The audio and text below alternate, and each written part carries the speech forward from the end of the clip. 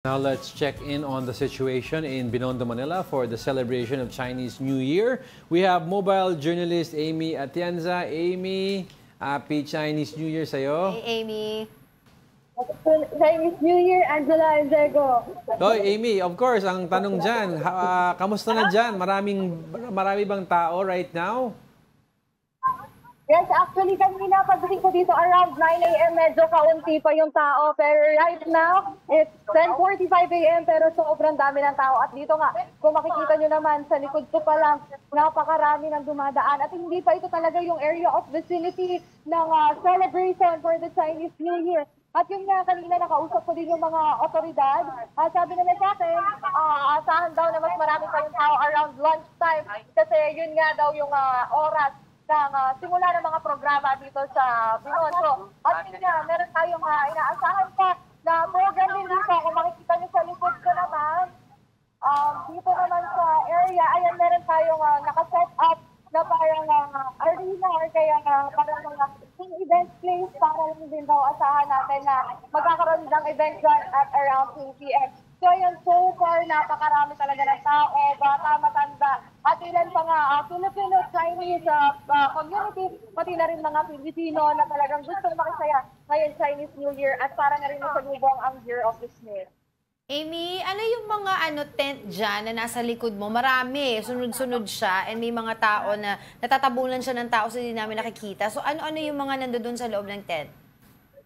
Well, dito, syempre hindi mawawala dyan yung mga binebentang pampaswerte. Kung makikita natin, meron dyan mga palawin.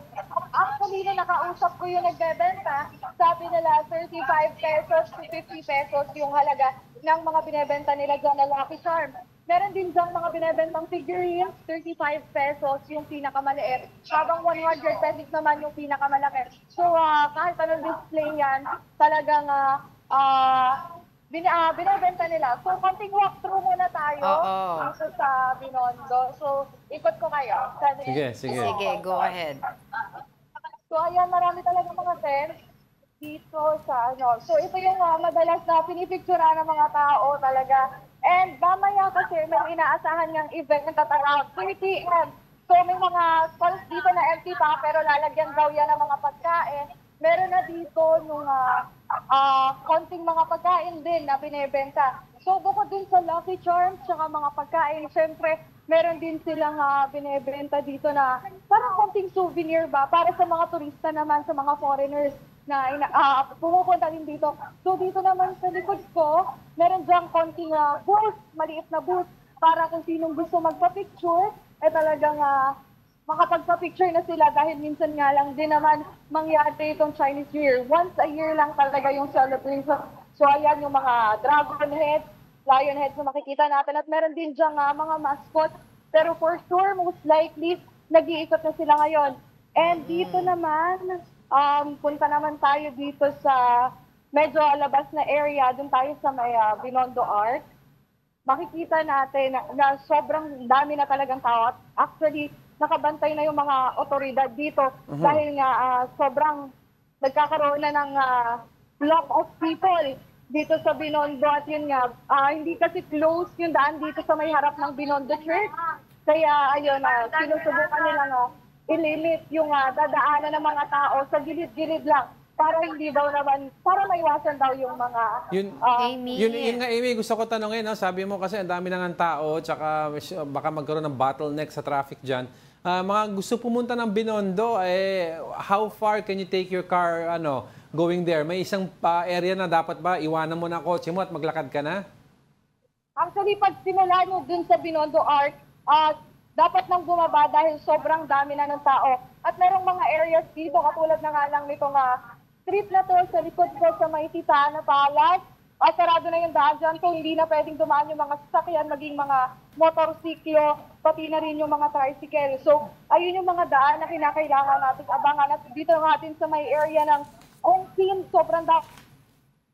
Nawala si Amy. Amy? Wala signal. Oo, mahirap yung signal. Madami kasi ng tao doon sa area kasi may mga activities silang gagawin dyan. Of course, aside doon sa mga pagkain, starting mga pampaswerte. Ayun, si Amy. Amy, are you back? Amy, go ahead.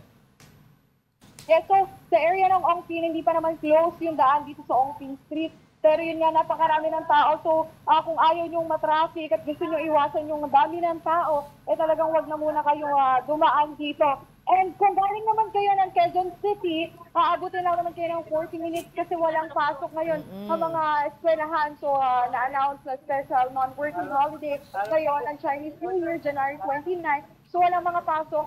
Luwag naman yung mga daan papunta dito from Quezon City yan. Amy, nasabi ba sa'yo dyan kung ano yung mga dapat na pampaswerte na bilhin para ngayon sa Year of the Wooden Snake? And of course, yung mga pagkain din na pampaswerte. Actually, wala naman silang sinabi kung ano yung dapat bilhin. Pero ang pinakamabili talaga dito ay yung mga palawit, saka yung mga figurine ng wooden snake. Kasi sinasabi nila na yun daw nga magiging swerte, magdadala ng swerte ngayong taon. At kung makikita natin, dun sa may area naman ng Binondo Art, meron kasi doon sikat na dumpling store. At ang nakausap kong pamilya, tradisyon na daw nila yon na bumili doon at kumain doon sa dumpling store dahil yun daw yung nagbibigay ng swerte sa kanila. So iba't ibang traditions and mga paniniwala yung ginagawa ng mga Filipino-Chinese dito sa Binondo para nga maging pumasok yung swerte ng Year of the Wooden Snake. Kagabi kasi nagkaroon sila nung 'di ba, yung welcoming of the New Year, may pa-concert din sila, may mga fireworks din sila diyan most especially. Pero ngayong araw na to, bukod dun sa nabanggit mo kanina na inaantay nila diyan na event, ano-ano pa yung magiging highlight at hanggang anong oras po pwedeng pumunta diyan yung mga kapatid natin para makisali sa celebration ng Chinese New Year? Actually, starting 2 p.m. later, magkakaroon na ng assembly sa may Manila Post Office dahil doon daw magsisimula yung parada kung saan magkakaroon ng different lion dances and dragon dances na pangungunahan ng iba't ibang dance groups mula dito sa Binondo. So ayan, simula doon, kakanan sila papuntang Jones Bridge at iikot na sila hanggang sa makarating sila sa Lucky Chinatown. At dito nga sa Lucky Chinatown, inaasahan din na mayroong mini concert na mangyayari. At yun nga, para din makikita at makisaya ang mga Filipino-Chinese at maging yung mga turista na bumisita talaga dito sa oldest Chinatown in the world dito sa Binondo, Maynila. So yun yung mga dapat abangan. At mamayang gabi, inaasahan din na may konting fireworks display pa katulad ng nangyari kaninang madaling araw. Pero yan ay alamin pa natin at i-confirm pa natin sa mga authorities dito. Pero yun yung mga inaabangan talaga ng mga dumadalo dito sa Binondo. Oo.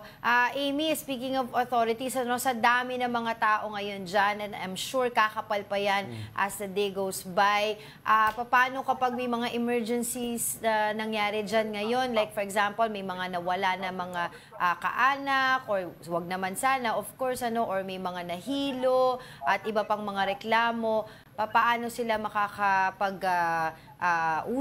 makipag-usap sa mga otoridad dyan? May visible ba ang authority dyan ngayon sa area na yan, Amy? Yes, actually, iba't ibang authorities din nandito. Meron ding SWAT na nakaantabay dito, pati na rin mga barangay tanod mula dito sa Binondo yung nakaabang para nga daw kung may concerns, bukod sa kawalan ng gamit, dahil yun daw yung talamak ngayon dito sa Binondo, talagang yung mga health concerns din kasi ngayon napakainit and kanina napakalamig naman. So paiba-iba din, pabago-bago yung panahon dito sa Binondo. So in case lang na may mahilo, may malalapitan ka namang mga otoridad. Kung makikita nyo sa likod ko, nandiyan naman yung mga enforcers talaga. So ayun, antabay sila dito. And also, just in case na parang marami nagtatanong kasi medyo outdoor activity to, kung saan ba mag-CR. Meron mga designated portalets na nakalaan dito para sa mga makikiselebrate sa Binondo dahil yun nga, inaasahan na nila na mas marami ngayon tao. Marami din ang kinakailangan ng comfort room. So may mga portalets sa every corner naman ng streets dito sa Binondo. Ayun. And finally, Amy, before we let you go, ano yung mga tips at reminders na pwedeng ibigay sa mga papunta pa lang dyan para makipag-celebrate sa Chinese New Year? Yes, ayun nga, isa sa mga pinapaalalahanan ng mga otoridad ay dahil nga talaga magiging na siguro, sana wag naman, pero talamak na talaga nakawan sa ganitong kataong lugar, talagang ingatan daw ang mga cellphone, pati na rin mga gadgets. Kasi kung makikita din natin dito sa Binondo, marami yung mga may dala na camera. So, make sure daw na isabit ito at ingatan, nilagay sa ligtas na lugar. At bukod pa dyan, siyempre kung may mga kasama kang bata, huwag iwanan na talagang intindihin, hawakan, para hindi daw mawala. And yun nga, magdala na rin ng tubig dahil napakainit nga daw na magiging panahon at dahil madami nga ang tao nga pupunta dito sa Binondo, lalo na mamayang mga 12 noon. Oo, hanggang anong oras pala magsasara yung mga restaurants dyan, yung iba't ibang mga establishments? Kasi yung iba ngayon, may pasok yung iba at gustong humabol para mamaya. Yes, actually, yung ilang mga restaurants din naman na nakausap ko dito, katulad ng ating mga dumpling stores, pati na rin yung mga stores na nakaantabay dito, inaasahan na hanggang around 8 p.m. lang sila dahil nga magkakaroon na ng mga programa, pati yung mga parada. Yung ilan naman, sabi nila hanggang mga around 2 p.m. lang sila, tuloy na sila, makikisama sila dun sa parada na inaasahan din natin mamaya. All right, thank you for those updates. That was mobile journalist Amy Atienza. Happy New Year. Happy Chinese New Year once again. So talagang dyan mo aasahan yung maraming tao na pupunta dyan sa Binondo. Dahil nga, Tsaka of course, yan ang oldest Chinatown. Tsaka yung mga gusto pumunta pa, siguro just leave your cars na lang a distance away. Tapos mag-commute na lang kayo, di ba? Para walang stress. Kasi the stress in parking, Yes. masisira lang araw nyo. Yesterday pala, I saw sa news yung kanilang pagsalubong ng New Year, di ba? Doon sa program nila dyan sa Manila. Of course, So, Jones it was Bridge. graced by, of course, yung Manila Mayor Hani Lacuna and her Vice President and other officials and several Chinoy personalities. Tapos pinakita nila yung mga fireworks and of course yung mga drone lights na drone light welcoming 2025.